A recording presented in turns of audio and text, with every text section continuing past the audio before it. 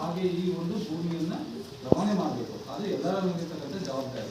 ಇದನ್ನು ನೀವೆಲ್ಲರೂ ಕೂಡ ಅರಿಬೇಕು, ಅರ್ಥ ನಿಭಾಯಿಸಬೇಕು ಅಂತ ಹೇಳ್ತಾ ನಾನು ಅದು ಮಾತನ್ನು ಮುಗಿಸ್ತಾ ಇದ್ದೀನಿ. ಇಷ್ಟೆಲ್ಲ ಮಾತಾಡೋದಕ್ಕೆ ಅವಕಾಶ ಮಾಡಿರ್ತಕ್ಕಂಥ ನನ್ನ ಈ ಕ್ಷೇತ್ರದ ಶಾಸಕರಾದಂಥ ಹಾಗೂ ವೇದಿಕೆಯಲ್ಲಿ ಎಲ್ಲ ಗಣ್ಯರಿಗೆ ಹಾಗೂ ಈ ಶಾಲೆಯ ಮುಖ್ಯೋಪಾಧ್ಯಾಯರಿಗೆ, ಸಿಬ್ಬಂದಿಯವರಿಗೆ ಹಾಗೂ ಪಂಚಾಯತಿ ವತಿಯ ಎಲ್ಲ ಸಿಬ್ಬಂದಿಯವರಿಗೆ ನನ್ನ ಧನ್ಯವಾದಗಳನ್ನು ಮಾತನಾಡಿದಂತ ಮಂಜು ಸರ್ ಅವರು ಈ ಕಾರ್ಯಕ್ರಮಕ್ಕೆ ಬಂದು ಅದ್ದೂರಿಯಾಗಿ ಚಾಲನೆ ಕೊಟ್ಟು ಈ ಕಾರ್ಯಕ್ರಮವನ್ನು ಯಶಸ್ವಿಗೊಳಿಸಬೇಕಂತ ಅವ್ರ ಕೇಳ್ತಾ ಎಲ್ಲಾ ಪರವಾಗಿ, ಎಲ್ಲ ಗ್ರಾಮಸ್ಥರ ಪರವಾಗಿ ಮತ್ತು ಇಲ್ಲಿ ನೆರೆದಿರ್ತಕ್ಕಂಥ ಸಭಿಕರ ಪರವಾಗಿ, ವಿದ್ಯಾರ್ಥಿಗಳ ಪರವಾಗಿ ಹೃತ್ಪೂರ್ವಕವಾಗಿ ಸ್ವಾಗತ ಕೊಡ್ತೇನೆ. ಈ ಕಾರ್ಯಕ್ರಮಕ್ಕೆ ಆಗಮಿಸಿರ್ತಕ್ಕಂಥ KDPS ಅಧ್ಯಕ್ಷರು, ಆಮೇಲೆ ಸೋಷಿಯಲ್ ಫಾರೆಸ್ಟ್ ಸರ್ ಆದಂತ RF ಸರ್ ಅವರು, ಮತ್ತೆ ಇನ್ನ ವಿಡಿಯೋ ಮೇಡಮ್ ಅವರೇ ಹಾಗೂ ಪರಮೇಶ್ವರ ಅವರೇ, ಹಾಗೆ ಎಲ್ಲ ನನ್ನ ಹಿರಿಯರೇ ಹಾಗೂ ಗ್ರಾಮಸ್ಥರೇ ಹಾಗೂ ನನ್ನ ಎಲ್ಲ ಶಿಕ್ಷಕ ಬಂಧುಗಳೇ ಹಾಗೂ ನನ್ನ ಪ್ರೀತಿ ವಿದ್ಯಾರ್ಥಿನಿಯರೇ, ಸಮಯ ಕಡಿಮೆ ಇರೋದ್ರಿಂದ ಎಲ್ಲರಿಗೂ ಸಹ ಒಟ್ಟಿಗೆ ನಾನು ಈ ಕಾರ್ಯಕ್ರಮಕ್ಕೆ ಸ್ವಾಗತ ಕೋರುತ್ತೇನೆ ಮೂಲಿನ ಪರವಾಗಿ.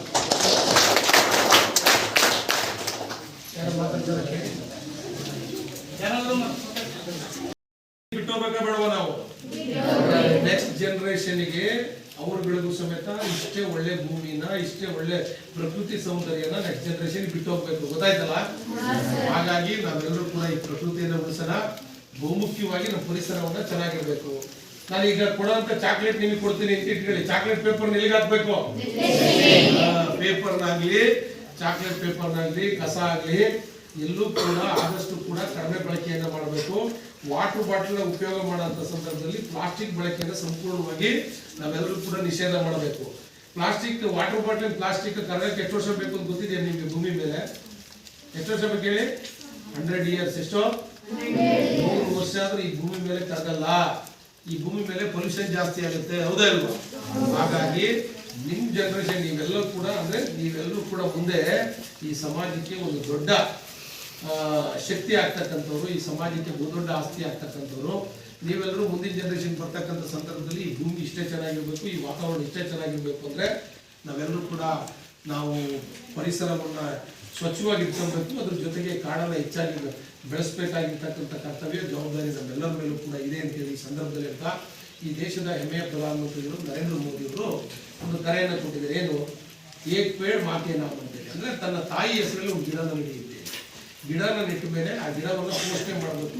ನೀವು ಯಾವ ರೀತಿ ಗಿಡ ಬೆಳಿತೀರೋ ಅದೇ ರೀತಿ ಗಿಡವನ್ನು ಕೂಡ ಒಳ್ಳೆ ರೀತಿಯಲ್ಲಿ ಚೆನ್ನಾಗಿ ಬೆಳೆಯೋ ರೀತಿಯಲ್ಲಿ ತಾವೆಲ್ಲರೂ ಕೂಡ ನೋಡಿಕೊಂಡು ಈ ಪರಿಸರವನ್ನು ಉಳಿಸ್ತಕ್ಕಂಥ ಕೆಲಸವನ್ನ ನಾವು ನೀವೆಲ್ಲರೂ ಸೇರಿ ಮಾಡೋಣ ಅಂತೇಳಿ ಈ ಸಂದರ್ಭದಲ್ಲಿ ಅಂತ ಇವತ್ತು ಮಾರನಹಳ್ಳಿ ಪ್ರಾಥಮಿಕ ಶಾಲೆ ಮತ್ತು ಪ್ರೌಢ ಶಾಲೆಯಲ್ಲಿ ಏನು ಸೋಷಿಯಲ್ ಫಾರೆಸ್ಟ್ ವತಿಯಿಂದ ಹಮ್ಮಿಕೊಂಡಿರ್ತಕ್ಕಂಥ ಗಿಡಗಳ ಕಾರ್ಯಕ್ರಮ ಉತ್ತಮವಾಗಿ ಕಾರ್ಯಕ್ರಮ ಈಡೇರಿದೆ. ನಾವೆಲ್ಲರೂ ಕೂಡ ಸೇರಿ ಪರಿಸರ ಉಳಿಸ್ತಕ್ಕಂಥ ಕೆಲಸವನ್ನ ಮಾಡೋಣ ಅಂತೇಳಿ ಈ ಸಂದರ್ಭದಲ್ಲಿ ಅಂತ ಈ ಒಂದು ಕಾರ್ಯಕ್ರಮದ ಯಶಸ್ಸಿಗೆ ಸಹಕರಿಸಿದಂಥ 2 ಶಾಲೆಯ ಶಿಕ್ಷಕ ವೃಂದದವರಿಗೆ, ಅರಣ್ಯ ಇಲಾಖೆಯವರಿಗೆ ಹಾಗೂ ಇಲ್ಲಿರ್ತಕ್ಕಂಥ ಎಲ್ಲ ಅಧಿಕಾರಿ ವೃಂದದವರಿಗೆ, ಬಹುಮುಖ್ಯವಾಗಿ ಕಾರ್ಯಕ್ರಮದ ಕೇಂದ್ರ ಬಿಂದುಗಳಾದಂಥ ಪ್ರೀತಿಯ ವಿದ್ಯಾರ್ಥಿಗಳಿಗೆ ಧನ್ಯವಾದವನ್ನು ಹೇಳಿ ಮಾತು ಮುಗಿಸ್ತೀನಿ. ತಮ್ಮೆಲ್ಲರೂ ಇವತ್ತು ವಿಶ್ವ ಪರಿಸರ ದಿನ, ನಮ್ಮೆಲ್ಲರೂ ಕೂಡ ವಿಶ್ವ ಪರಿಸರ ದಿನಾಚರಣೆಯ ಶುಭಾಶಯಗಳನ್ನು ಕೊಡ್ತೇವೆ. ಬಹುಮುಖ್ಯವಾಗಿ ನಾವೆಲ್ಲರೂ ಕೂಡ ಮಲೆನಾಡಲ್ಲಿ ನಾವೆಲ್ಲರೂ ಕೂಡ ಒಂದು ರೀತಿ ಪುಣ್ಯವಂತರು ಅಂತ ಹೇಳಿ ಕೂಡ ತಪ್ಪಾಗ, ಯಾಕೆಂದ್ರೆ ಇಂಥ ಒಂದು ಪ್ರಕೃತಿಯಲ್ಲಿ ಉಳಿರ್ತಕ್ಕಂಥ ನಾವೆಲ್ಲರೂ ಕೂಡ ಪುಣ್ಯವಂತರು. ಬೇರೆ ಬೇರೆ ಬೆಂಗಳೂರು ಕಡೆಯಿಂದ ಹೋಗ್ತೇ ರೆಸಾರ್ಟ್ಗೆಲ್ಲ ನಮ್ಮ ಕಡೆ ಏನಕ್ಕೆ ಬರ್ತಾರೆ ಹೇಳಿ? ಮಾತಾಡೋಣ, ಏನಕ್ಕೆ ಬರ್ತಾರೆ ಹೇಳಿ? ಏನು ಅಂತ ಹೇಳ್ಬೇಕು ನೀವೆಲ್ಲ? ಇಲ್ಲಿ ಪ್ರಕೃತಿ ಚೆನ್ನಾಗಿದೆ ಅಂತ ಹೇಳಿ ಬರ್ತಾರೆ, ಹೌದಾ ಇಲ್ಲ? ನಿಮ್ಗೆ ಮಾರ್ನಳ್ಳಿಯಿಂದ ಕೆಳಗಡೆ ಬರ್ತಾ ಬರ್ತಾ ಬರ್ತಾ ಪ್ರಕೃತಿ ಚೆನ್ನಾಗಿ ಕಾಣುತ್ತೆ ಅಥವಾ ಸಕಲೇಶ್ಪುರಕ್ಕೆ ಹೋದಾಗ ಪ್ರಕೃತಿ ಚೆನ್ನಾಗಿ ಕಾಣುತ್ತೆ? ಇಲ್ಲಿ ಯಾವ ಕಡೆ? ಯಾಕೆ ಕೇಳಿ ಪ್ರಕೃತಿ ಚೆನ್ನಾಗಿದೆ? ಗಿಡ ಮರಗಳಿದೆ, ಹಾಗಾಗಿ ನೋಡ್ಲಿಕ್ಕೆ ಚೆನ್ನಾಗಿದೆ, ಹೌದಾ ಇಲ್ವೋ? ಹೌದು. ಇಡೀ ಹಾಸನ ಜಿಲ್ಲೆಯಲ್ಲಿ ಸಕಲೇಶ್ಪುರದಷ್ಟು ಫಾರೆಸ್ಟ್ ಏರಿಯಾ ಎಲ್ಲೂ ಇಲ್ಲ, ಮತ್ತೆ ಸಕಲೇಶ್ಪುರದಷ್ಟು ಪ್ರಕೃತಿ ಸೌಂದರ್ಯ ಎಲ್ಲೂ ಇಲ್ಲ, ಹೌದಾ ಇಲ್ವಾ? ಈ ಪ್ರಕೃತಿ ಸೌಂದರ್ಯ ಚೆನ್ನಾಗಿರ್ಬೇಕು, ನಾವೇನ್ ಮಾಡ್ಬೇಕು? ನಾವು ಗಿಡ ಮತ್ತೆ ಮರಗಳನ್ನ ಬೆಳೆಸ್ಬೇಕು, ಹೌದಾ ಇಲ್ವಾ? ನಮ್ಮ ಹಿಂದಿನ ಜನರೇಷನ್ ಗಿಡಗಳನ್ನ ಹೆಚ್ಚಾಗಿ ಬೆಳೆಸಿ ಈ ಭಾಗದಲ್ಲಿ ಅತಿ ಹೆಚ್ಚು ಅರಣ್ಯ ಉಳಿಲಿಕ್ಕೆ ಕಾರಣಕರ್ತರಾಗಿದ್ದಾರೆ. ಹಾಗಾಗಿ ಇಂಥ ಒಂದು ಒಳ್ಳೆ ಪ್ರಕೃತಿಯಲ್ಲಿ ನಾವೆಲ್ಲರೂ ಕೂಡ ವಾಸ ಮಾಡ್ತಾ ಇದ್ದೀವಿ, ಹೌದಾ ಇಲ್ವಾ? ರಾಜಸ್ಥಾನದಲ್ಲಿ ಮರುಭೂಮಿ ಇದೆ, ಈ ರೀತಿ ವಾತಾವರಣ ಇದೆಯಾ? ಟೆಂಪರೇಚರ್ ಎಷ್ಟಿದೆ ಅಂತ ಗೊತ್ತಾ ನಿಮ್ಗೆ?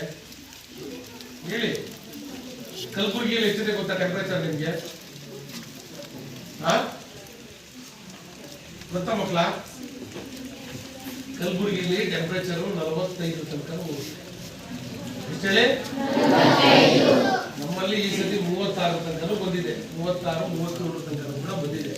ಆದ್ರೆ ಇಲ್ಲಿ ಇಷ್ಟು ಟೆಂಪರೇಚರ್ ಮತ್ತೆ ಇತ್ತಿಲ್ಲ, ಇತ್ತೀಚೆಗೆ ಜಾಸ್ತಿ ಆಗ್ತದೆ. ಕಾರಣ ಏನು ಅಂತ ಹೇಳಿದ್ರೆ ನಮ್ಮಲ್ಲಿ ಫಾರೆಸ್ಟ್ ಉಳಿಸಿದೀವಿ, ಇಲ್ಲ ಅಂತಲ್ಲ, ಆದ್ರೆ ಬೇರೆ ಬೇರೆ ಕಡೆ ಎಲ್ಲ ಸ್ವಲ್ಪ ಫಾರೆಸ್ಟ್ ಎಲ್ಲ ಕಡಿಮೆ ಆಗಿರ್ತಕ್ಕಂಥದ್ದು, ಮತ್ತೆ ಇವತ್ತಿನ ಜನಸಂಖ್ಯೆ ಜಾಸ್ತಿ ಆಗಿದೆ. ಸೊ ಹಾಗಾಗಿ ಮರಗಳನ್ನು ಕೂಡ ಹೆಚ್ಚು ಬೆಳಿಬೇಕಾಗಿರ್ತಕ್ಕಂಥ ಕರ್ತವ್ಯ, ಜವಾಬ್ದಾರಿ ನಮ್ಮೆಲ್ಲರ ಮೇಲೂ ಇದೆ. ಕೋವಿಡ್ ಸಂದರ್ಭದಲ್ಲಿ ಏನಕ್ಕೆ ಸಮಸ್ಯೆ ಆಗಿತ್ತು ಹೇಳಿ? ಆಕ್ಸಿಜನ್ ಸಮಸ್ಯೆ ಆಗಿತ್ತ ಇಲ್ವಾ? ಆಕ್ಸಿಜನ್ ಎಲ್ಲಿಂದ ಉತ್ಪತ್ತಿ ಆಗೋದು? ಮತ್ತೆ ಗಿಡ ಮರಗಳಿಲ್ಲ ನಾವು ಉಸಿರಾಡ್ಲಿಕ್ಕೆ ಸಿಗುತ್ತೆ ನಮ್ಗೆ ಆಕ್ಸಿಜನ್?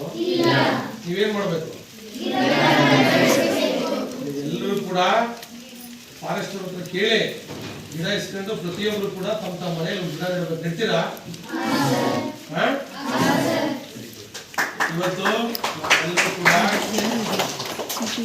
ಪರಿಸರ ದಿನಾಚರಣೆಯನ್ನು ಆಚರಣೆ ಮಾಡ್ತಾ ಇದ್ದೀವಿ.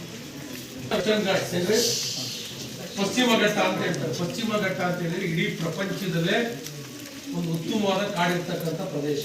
ಈ ಪ್ರದೇಶಗಳೆಲ್ಲೂ ಕೂಡ ಇಲ್ಲ.